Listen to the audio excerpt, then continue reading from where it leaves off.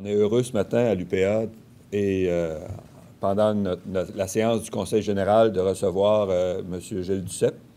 M. Duceppe a répondu à nos questions concernant l'agriculture. Il nous a aussi présenté pour son parti les principaux enjeux qui concernent le secteur agricole.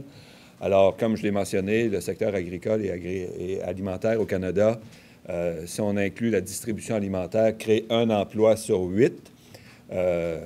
On n'a pas beaucoup, par contre, entendu parler depuis le début de la campagne d'agriculture et d'agroalimentaire. Alors, l'occasion est rêvée pour les partis de pouvoir s'exprimer sur ces questions-là.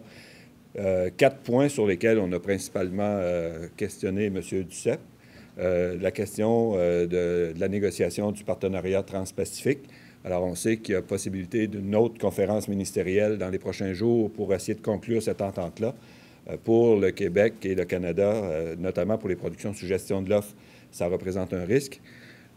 Toute la question également, il y a eu des coupures assez importantes dans le renouvellement du cadre stratégique agricole canadien il y a 2 ans, des coupures de 260 millions de dollars qui font que ces programmes-là sont de moins en moins utilisés par les producteurs agricoles au Canada et ça nous rend non compétitifs par rapport aux Américains, entre autres, dans les produits à l'exportation.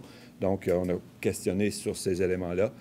Les travailleurs étrangers temporaires, beaucoup de difficultés à avoir ces travailleurs-là en temps, selon les temps souhaités, et ça crée des angoisses et surtout des pertes. L'an dernier, en 2014, on a estimé à tout près de 40 millions les pertes du secteur québécois agricole à cause des délais dans le programme des travailleurs étrangers temporaires. Et finalement, sur la relève agricole, c'est un enjeu important.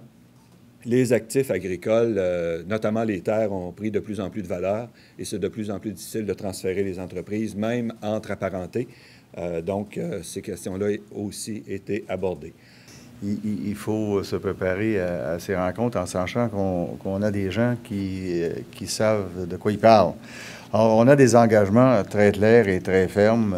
J'en ai pris aussi par rapport aux débats qui viennent de soulever ces questions-là. Puisqu'on les a soulevés depuis le début, mais j'ai demandé depuis quelques semaines au chef des 3 partis là, principaux, M. Mulcair, M. Harper, M. Trudeau, d'être très clair sur ces questions, entre autres sur la gestion de l'offre et s'engager à ne pas signer un accord transpacifique qui toucherait la gestion de l'offre ou qui permettrait de la contourner. Comme c'était le cas avec l'Union européenne, c'est pour ça qu'on demande des compensations de 300 millions pour les producteurs de fromage. D'être très clair également sur la présence des travailleurs saisonniers étrangers temporaires, parce qu'on est parti d'un vrai problème, à savoir l'utilisation qui en était faite, par exemple, dans certaines banques ou dans le fast-food, mais dans l'agriculture, c'est essentiel. Donc, on a fait du mur à mur, ce qui était absolument, je pense qu'il ne correspond pas à la réalité et aux besoins des agriculteurs. Être très clair également sur le fait que les 3 partis pigent dans la caisse d'assurance-emploi pour financer leurs promesses, alors que ça touche directement les agriculteurs comme l'ensemble des citoyens et des travailleurs du Québec et du Canada. Mettre fin également en agriculture à cette situation aberrante où quelqu'un de la famille ne peut pas nécessairement avoir de l'assurance-emploi. Or, si la femme d'un producteur travaille pour le voisin, il n'y a pas de problème, mais si elle travaille sur sa propre ferme, elle aura un problème, ce qui est aberrant. Or, il y a, je pense, moi, toutes ces questions comme celle de la relève agricole. Et il faut revoir la fiscalité. Parce que l'exemption du gain en capital ne se concrétise pas de la même façon selon qu'on vend à quelqu'un de sa parenté ou un étranger. C'est plus facile de vendre un étranger que de vendre à quelqu'un de sa propre famille. Ça n'a pas de sens parce que les installations sont, en d'autres mots, le REER ou la retraite des agriculteurs. S'ils vendent à leur juste prix, c'est difficile pour la relève, c'est très cher pour acquérir les terres, mais s'ils vendent au prix juste et s'ils vendent moins cher, bien, ils n'ont plus de retraite. Ça n'a pas de sens, il faut revoir ça. J'ai soulevé également la question d'Énergie-S et des oléoducs, parce que, va sans dire que parmi les besoins essentiels des agriculteurs, il y a une telle chose qui s'appelle l'eau.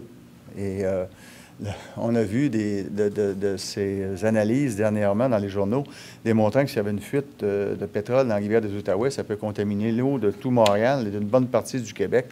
Or, ça n'a aucun sens. Alors, j'ai demandé également aux chefs des 3 autres partis de s'opposer à cet oléoduc, comme ils le font pour les oléoducs dans l'Ouest canadien.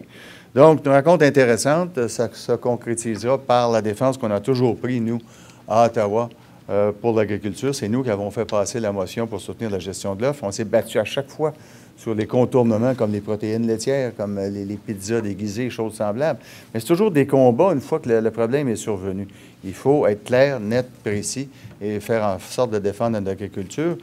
C'est un peu, et je le disais tantôt, on a des exceptions pour la culture, parce que la culture, c'est la nourriture de l'âme, mais il faudrait prévoir des façons de faire pour l'agriculture également, parce que c'est la nourriture du corps. On a besoin des deux.